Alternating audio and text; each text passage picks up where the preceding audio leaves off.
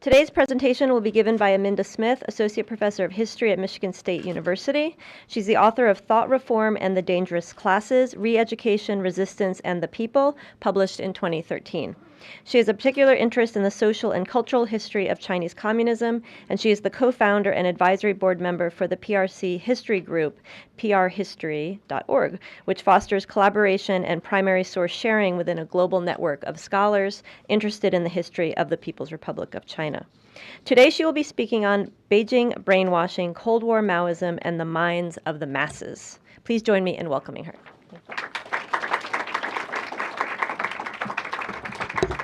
Thank you for inviting me. I'm very excited to be here today to talk to you a little bit about my work. As most of you surely know, in 1949, one of the very first things that the newly victorious Chinese communists did was attempt to round up and reform everyone that they thought might pose a threat to the new regime. And so the targets included accused counter-revolutionaries, spies, prostitutes, petty criminals, hooligans, itinerants, monks, nuns, secret society members, drug addicts, intellectuals, though fewer in that last category in 1949. The large-scale incarcerations of intellectuals, of course, happened a bit later in 1956 and 1957, but the larger process began way before that, and so by 1952, there were about 1,800 incarceration-based thought reform institutions in China.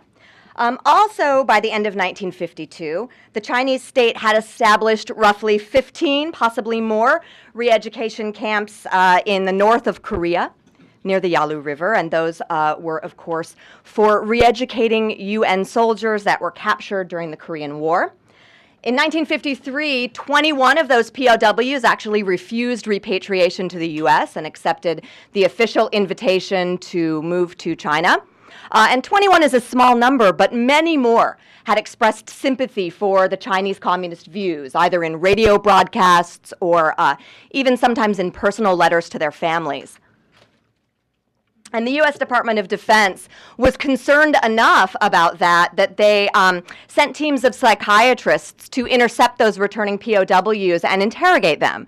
And actually, at one point, intelligence officers claimed that almost 70% of POWs had been successfully indoctrinated by the Chinese communists. And one of the U.S. Air Force psychiatrists who took part in this interviewing and interrogating and studying POWs was, of course, Robert Lifton, who most of you probably know went on to become a foremost theorist of brainwashing, but also totalitarianism and atrocity. And he tried to keep Americans relatively calm about the threat of brainwashing by explaining that it was not a supernatural process, but other people wanted to stir the pot a bit. So Edward Hunter, a CIA operative and brainwashing expert, went on a national speaking tour to warn Americans about the dangers of this sinister new mind control technology that he said the Chinese had invented that could, quote, put an entire nation under hypnotic control, explaining the mystery behind the voluntary confessions of the innocent, end quote, meaning POWs and others who were claiming that they had been convinced by the Chinese communists who were not Chinese, the people who were claiming they'd been convinced other than POWs. Interestingly, there's been very little discussion of POW brainwashing in the history of the PRC, in the scholarship on the history of the PRC. Now, that's not to say there's not scholarship on brainwashing, but it isn't done by people whose primary field of expertise is Chinese history.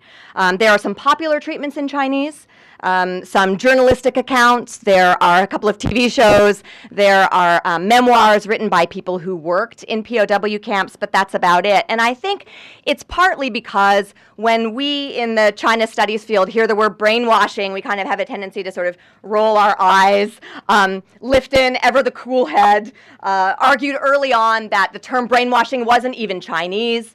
In fact, Edward Hunter claimed to have invented the word. He claimed that it was his direct translation of the Chinese word 洗脑, which he said was in common usage in China in spoken Chinese, but he claimed actually that he was the first person to write the word down in any language. And it is true that I have never encountered this word in any of the documents that I've looked at on Chinese Communist thought reform, but I'm not ready to totally let it go because I have seen the metaphor used from time to time. So in 1952, for example, the People's Daily published a letter ostensibly written by a re-educated prostitute who'd become a factory worker. And in the letter she wrote, "Like dumping foul water out of a bottle and refilling it with fresh water, thought reform leaves the mind clean and clear," end quote. But the Chinese communists do distance themselves from the word. And one dictionary of new words sums up their position quite well. It defines "xinao" as, quote, "a word originally used by antagonistic elements to slander our country's early 1950s campaign of thought reform," end quote. And of course, the phrase that I'm translating there of thought reform is 思想改造. And I think that this definition actually sets up pretty well the divide that we see in the secondary scholarship. So thought reform, 思想改造, is a Chinese word, it's a Chinese subject, it's a Chinese concept, and therefore it's a Chinese subject of study. Whereas brainwashing is a non-Chinese word, it's a non-Chinese concept, and so it's a foreign and specifically American subject of study. So historians who work on China have written a lot about thought reform, mostly about intellectuals, a bit about accused spies and counter-revolutionaries, and then a couple of people, including me, have written about thought reform as it relates to other groups of people, in my case, the lumpen proletariat. But the studies of thought reform, including my own, don't really intersect or engage that intensively with literature on the Korean War, with the Cold War. Obviously, they contextualize in that sense, but they don't even really necessarily intersect with each other, right? Each person sort of studies their group of re-educatees and don't necessarily offer a lot of analysis of thought reform as a holistic project or of the fact that at the same time that the new state was incarcerating all of these people in China, that state was also becoming infamous around the world for its supposedly sinister mind control technologies. Now that topic, the accusation of mind control technologies, is taken up by Americanists. And there, the question is largely connected to why Americans reacted the way that they did, how it connects to what's going on in the US in terms of mind control technology.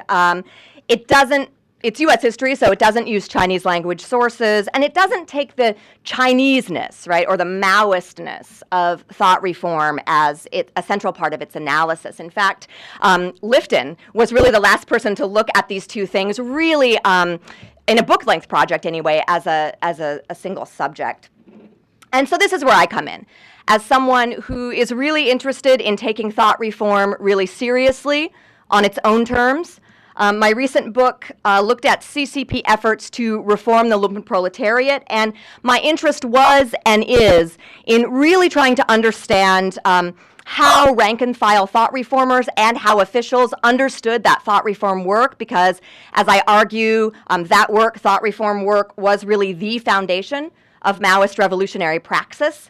And the problem, though, is that one of the blind spots in my book is that it looked at thought reform really as a domestic project, when in fact it obviously had this really large international component as well. And so now I'm working toward a global history, so to speak, of Chinese brainwashing, one that places thought reform at the center of the analysis as the Maoist, universalizing, internationalist revolutionary praxis that it was.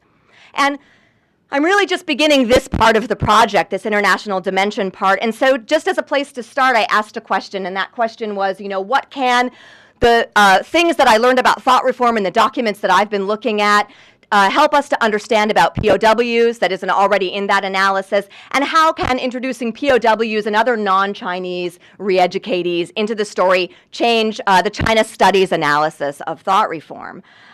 So the sources that I'm bringing together right now include everything from propaganda to archival documents, including work reports written by rank-and-file cadres, directives, instructions from their superiors. Many of these were once classified and were open during this great decade of openness in the PRC archives, which seems to have come to an end. But I also use oral histories, and over the past decade or so, I've been buying from book dealers and antique dealers in China other kinds of sources like letters that were sent by detainees in re-education centers to their families, personnel files of re-education center detainees that were thrown out by cadres and then salvaged by recyclers and are now for sale, and other random documents that come my way. And as a collection, these documents really challenge an assumption that we see in the scholarship and also in the popular representations of thought reform, and that is that it was primarily a punishment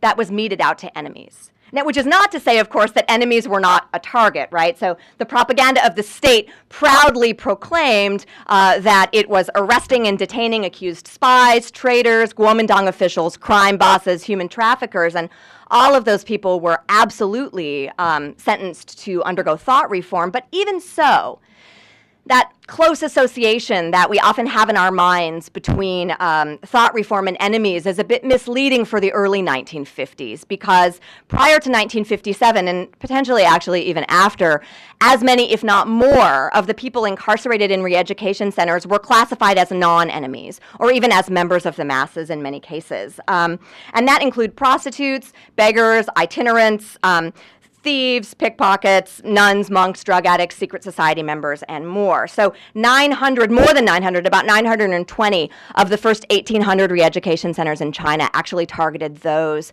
types of individuals. So we often think of them as kind of being marginal. We know that prostitutes were rounded up. We know that beggars were rounded up. But we think of them as being really marginal to the thought reform story, which we imagine is about enemies, later including intellectuals. But in fact, that's not true. Members of the masses, non-enemies, were just as important numerically, but also politically and administratively. So the ministries of civil affairs and public security issued numerous directives, instructions, making it really clear that when an individual was targeted for incarceration-based thought reform, they needed to be put into one of two types of institutions, depending on whether they could be initially classified as an enemy or a non-enemy. And the re-educators who made those classifications made them very carefully, because by 1949, failing to distinguish between the people and their enemies constituted a punishable ideological deviation. So you had to be very careful in making those classifications. And now it's worth noting that actually after 1957, re-education centers were not segregated in this way. And I'll talk more about that in a minute, but because so much of the work on thought reform is on intellectuals and people who were incarcerated in the wake of the anti-rightist campaign in 1956 and 1957, there's a tendency in the literature to sort of talk about 1950s thought reform, but to do it using studies that really start in 1957. And that's a problem, as I show in my book, because things were very, very different in the first few years after the founding of the PRC. And while that early 1950s situation didn't last very long, in this one particular case, the historian's obsession with change over time is actually important because it did actually set up the policies and shape the policies and the practices that came into being in 1957. So we miss that if we're not paying attention to that change over time. So it's really worth emphasizing that in the early 1950s, enemy and non-enemy re-educatees were separated physically, administratively, and ideologically. The institutions devoted to reforming enemies were staffed by police officers. They were subordinate to local public security bureaus. But the institutions for non-enemies were staffed by people who tended to have backgrounds in social work or education, and they were directly subordinate to the bureaus of civil affairs and local social relief committees. As Politburo member and Vice Secretary for Social Relief Dong Biwu announced in 1949, quote, "Our social relief efforts are undertaken for the benefit of the masses, and the recipients of social relief are all members of the masses." And of course, when officials make announcements like that in 1949, you know, they're choosing their words very carefully. When Shi Huaibi, an official with the Beijing Bureau of Civil Affairs, met with re-educators in training in 1949, he warned re-educators to remember that prostitutes, petty thieves, itinerants were not criminals. He said they were, quote, unemployed members of the laboring masses who had been driven by oppression to take up improper occupations, end quote. Now, significantly, while non-Chinese individuals could not, of course, be included among the Chinese people, they could be included in that global category of the oppressed and therefore potentially revolutionary masses. And re-educators working in Korean War POW camps drew on that understanding when they wrote about the nature of their internees. One re-educator recently completed a degree in English at a Chinese university. She was sent to Pyeongtaek, Korea in 1950 and wrote, quote, during our interrogations, we listened to the autobiographical narratives of the prisoners, and we got to look at the vast gulf between the upper strata and the ordinary individuals in the U.S. Another report from another POW camp described similar interrogations and observed, quote, many of these soldiers were similar to our own volunteer army soldiers. Many came from poor families and had experienced a great deal of suffering in their lives, end quote. Now, at first glance, these seem like plausible but largely empty claims, right? So yes, theoretically, it might make sense to see prostitutes as just like the laboring masses. Yes, it might make sense to see POWs as just like volunteer army soldiers, but you know, some of these people are incarcerated and some are not. So clearly, re-educators are seeing a difference between these groups of people.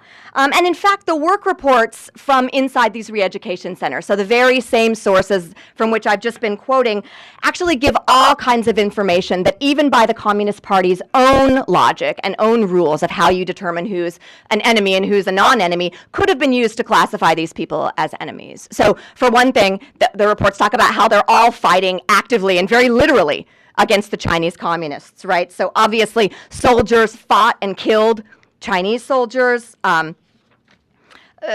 Pickpockets and thieves stole from members of the masses. Prostitutes, quote, received favors from enemies and concealed counter-revolutionaries in their brothels, end quote, according to one survey taken in Shanghai. And re-educators' reports give sort of long discussions of how all of these re-educatees also fought their re-educators. So very literally, brawls would break out in these re-education centers, and these are included in many, many of the reports. And these are reports written by the re-educators themselves, potentially sent to supervisors in many cases, and so they might even be whitewashed a little bit. And they're still documenting all of this resistance, all of this fighting. So, you know, sometimes we caricature the party state's own discourse as really kind of whitewashed and just kind of portraying this really rosy image of how everyone supported the CCP. But in fact, that's only partially the case. There's a lot of resistance in these documents. And I actually argue elsewhere that that resistance takes on a rhetorical function in these documents, and so we have to be careful how we use it. But we can at least see that a lot of people were absolutely unwilling to be re-educated, to support the Chinese communists, to even listen to what they had to say in the first case. So, according to even the party's own rules, if you fight Chinese communist agents, you can be classified as an enemy. But in this case, they don't. They classify these people as non-enemies. And what they say is they say all of these people are resisting not because they have genuine enemy inclinations, but because they have been used by enemies to actually act in the enemy's interest. They've either been forced or they've been swindled to do this, and that's why they act against their own interests. So one POW re-educator wrote, quote, as we interrogated the captives, we discovered that almost all of the ordinary soldiers had been tricked into going to war, tricked by senior officials, end quote. Another report elaborated, noting that most of the soldiers had been, quote, lured into enlisting with promises of a lifetime of veterans' benefits after a quick tour in Korea.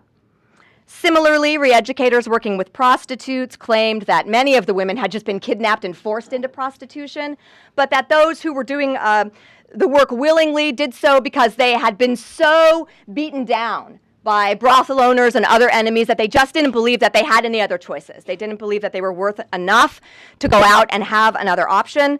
Beggars and pickpockets, according to their re-educators, were all tricked into believing that every single one of them had a chance to rise to the level of beggar chief or criminal overlord. And so they were, quote, willing to endure near starvation, thinking it was their path to getting rich, end quote. And on top of that, according to re-educators, enemies had further hurt the masses by spreading vicious rumors about how the communists were the ones who mistreated people. This is according to the re-educators. They said that, well, the enemies told them that we were going to mistreat them when we captured them, and that's why they fought so savagely against us, because, in the words of one POW re-educator, quote, they were so confused they actually thought we were the enemy, end quote. And when re-educators wrote about the mindsets of their targets in this way, they were further linking those targets to the masses. Because, of course, in 1949, according to Marxist-Leninist Mao Zedong thought, all of the masses, all over the world really, but all over China especially, had been tricked by old society enemies. As Mao said in 1949, all of the masses need to educate and reform themselves, with everyone taking part, to shake off the influence of domestic and foreign reactionaries, and to rid themselves of the bad habits and the ideas acquired in the old society. Now, of course, re-educators obviously argued that people who broke the law and or physically attacked communist agents were suffering from more severe ideological damage than ordinary members of the people, and that's why they needed intensive incarceration-based re-education for their own good, but also to protect the people until they had been successfully rehabilitated. But this constituted a difference of degree as far as re-educators were concerned, not type. Okay. Much of the scholarship on this period has rightly glossed these efforts as the kind of nation-building work that all nationalists had to do to create the people. But the Chinese communists' specific Marxist-Leninist Mao Zedong thought also added an international dimension to this nation-making project, connected to universalizing claims about the nature of an interconnected capitalist and imperialist system of domination that had created a shared history of suffering for a global majority. And in that formulation, of course, very few of those oppressed people recognized the fact that they were oppressed. Because they had been duped, dazzled, to use Engels' word, with religious, philosophical, and sociological concepts and institutions that hid the mechanisms of domination. And that universalizing dimension, that Marxist conviction that categories such as nationality, gender, race, could and should be transcended by a revolutionary solidarity based on a shared experience of oppression, meant that there were remarkable similarities between the methods used to reform prostitutes in Beijing, for example, and POWs in Korea. According to re-educators, all non-enemies should have their consciousness raised through persuasion and education, and their experiences in re-education centers should be starkly different from the experience of enemies. Enemies, on the other hand, should be re-educated through forced labor. And these re-educators, of course, were following Mao's injunction exactly to that effect, which is usually viewed quite cynically by scholars and observers, right? And yes, this rhetoric about thought reform is obviously idealized. It's obviously very carefully created, very carefully constructed. And there is plenty of evidence. You don't even have to read these sources against the grain. You don't even have to go out and look for other sources to find evidence of a much darker reality inside these re-education centers in Korea, in China. First of all, there are all kinds of reports about cadres who, quote, misunderstood the policies of the people's government.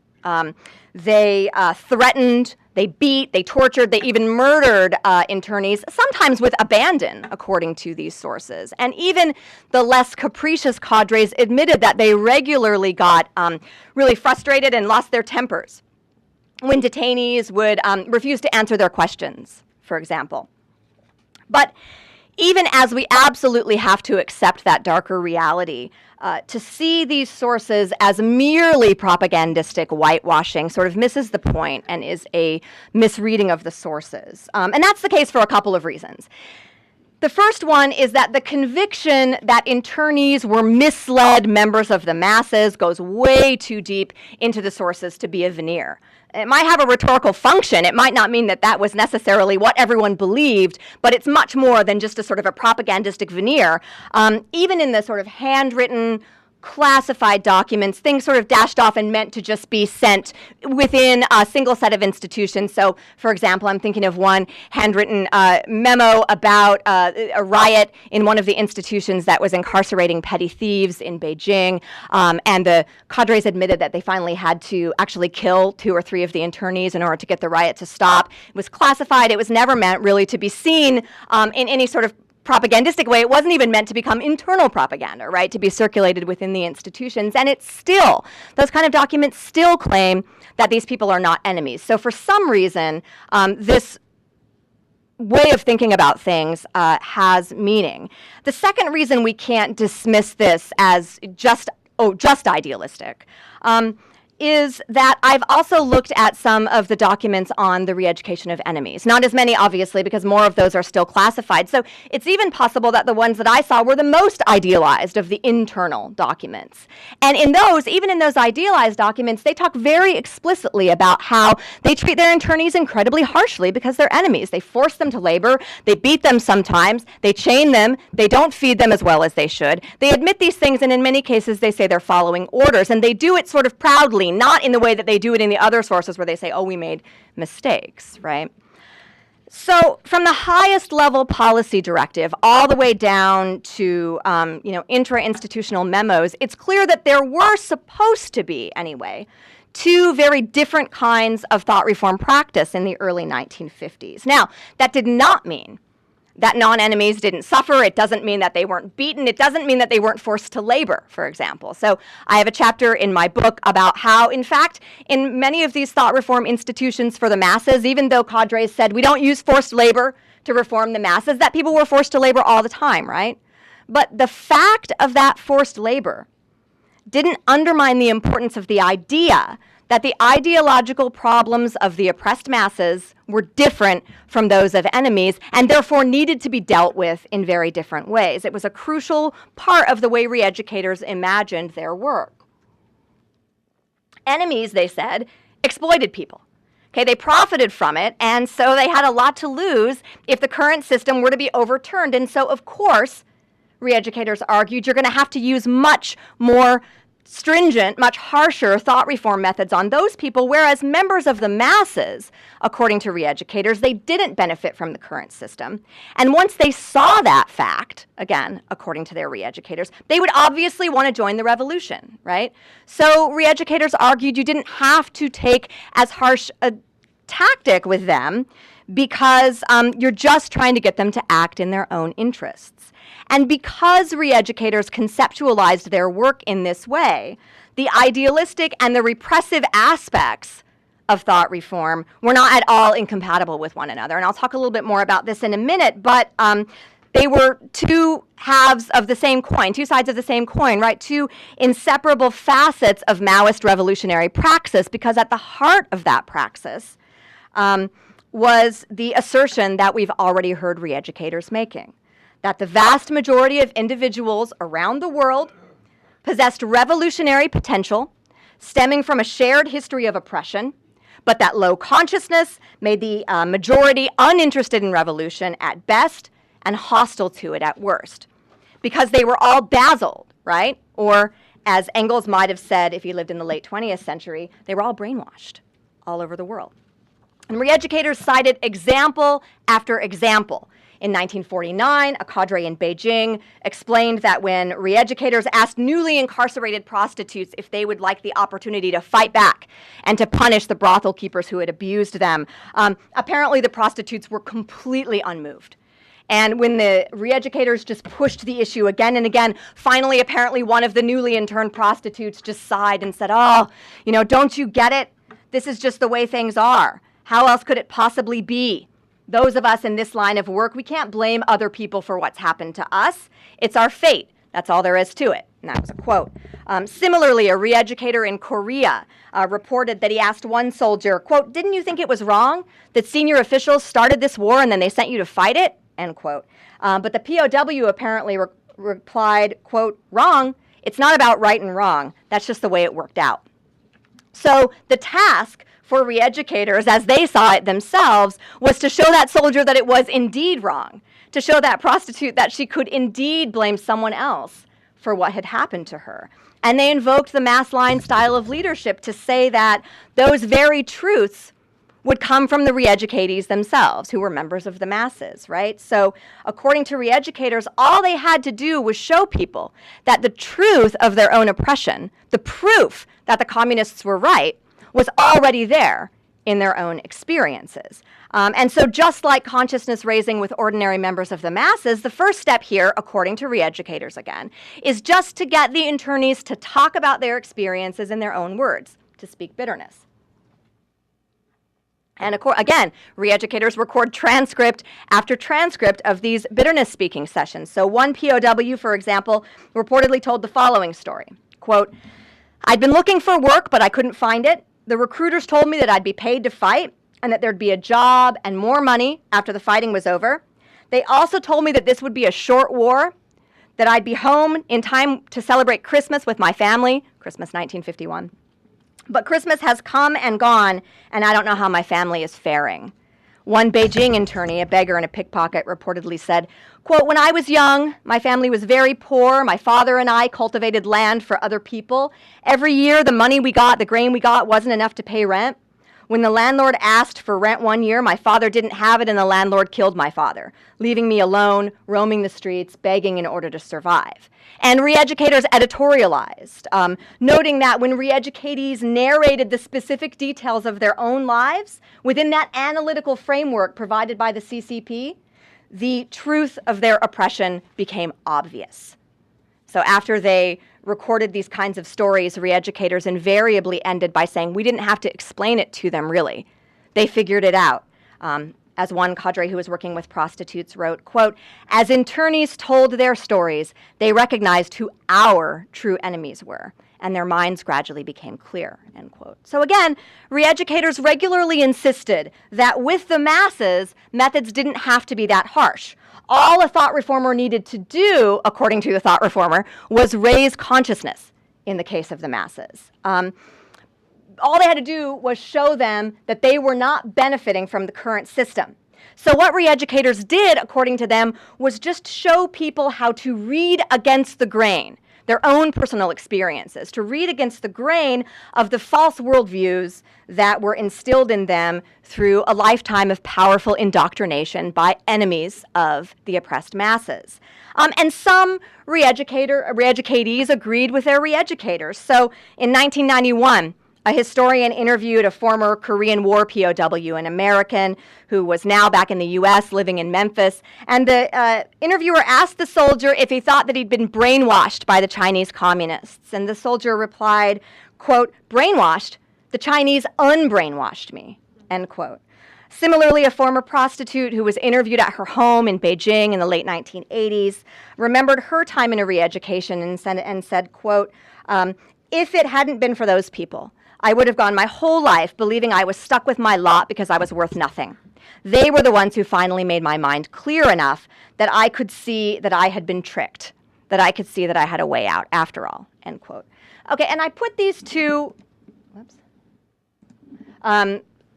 examples together, a prostitute and a POW, to emphasize that I realize there are a lot of differences between the kinds of re-educatees that I'm talking about here. Re-educators were also not unaware of the diversity among their internees. And in my book and in the larger project, I certainly discuss what we can learn about thought reform by using race, class, gender, among others, as categories for analysis. But it also really matters to that analysis that in the early years of the 1950s, re-educators focused far more on the similarities between non-enemies than they did on the differences. So just to give you an example, re-educators did include very sexualized stories of suffering and oppression that they claimed were told by prostitutes. And in their reports, they put them in all of their graphic detail, but they didn't use them to suggest that they were something that divided women from men or prostitutes from soldiers, at least not in those early years. Later, they begin to. But in those early years, they even use rape sometimes as an example of just one more of the kinds of miseries that united all oppressed people through that shared history of victimization, which feminized everyone.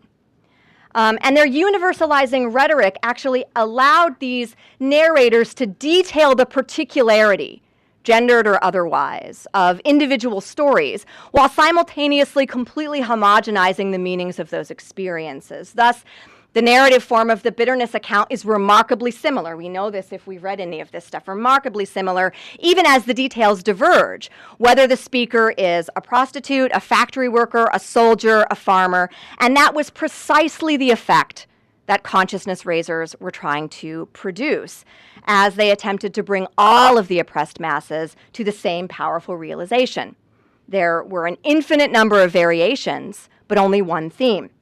Capitalism and imperialism had created two opposing groups, the oppressed masses and the enemies who perpetrated and profited from that oppression. And this point leads me to a mild critique of the field of modern Chinese history. So historians have spent the last several decades, rightly I think, reacting against mid-20th century scholarship that they saw as Whiggish, excessively essentializing, Eurocentric, US-centric.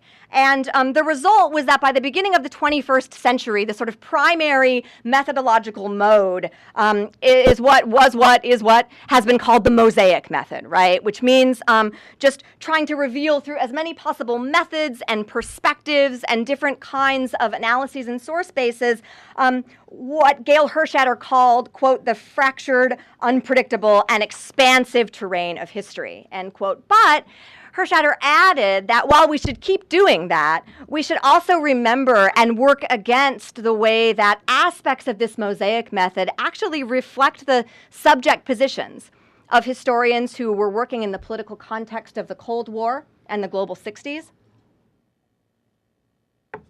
And I think that in that vein, the Mosaic Method poses some challenges to PRC history, as we are increasingly likely to take as our very subject the narratives and the ideologies of the mid-20th century that the Mosaic approach was trying to battle. So more concretely, as this point relates to thought reform, I've received a bit of resistance to the idea that it's analytically useful to see Maoism as a totally universalizing ideology, as one that collapses difference, as one that relies on truisms such as oppressed people should all be in solidarity with one another and rise up. And that resistance has come from people who are rightly worried that my conclusions sound a bit too familiar, that they sound a bit too much like Edward Hunter's claims about a, quote, all-pervading campaign waged against every man, woman, and child, end quote. But I defend myself, at least I try to defend myself, by noting that, first of all, unlike Hunter, I went to grad school in the 21st century, so I was fully indoctrinated and believe 100% in the value of the rich methodological toolbox that was produced by the Mosaic Method and the series of cultural, linguistic, and social turns. And I think this is characteristic of the new PRC history, actually, in that it takes the last, 50 years or so of lessons from historical research, but then takes them to reach back to Cold War era topics and even to Cold War era analytic frameworks to a certain extent, to ways of viewing China that were rightly sidelined for a time, but maybe shouldn't continue to be so. And in the case of thought reform, this means that we don't have to view the project, obviously, as a totalizing monolith, the way that Hunter and Lifton did. But we also can't let our own subjective obsession with diversity blind us to the fact that these Cold War observers were observing something real in the way the Chinese communists understood their own thought reform projects. Now, just to be clear, I'm not suggesting that we rehabilitate totalitarianism as an analytic category, although there are people who are arguing that, but I'm not one of them.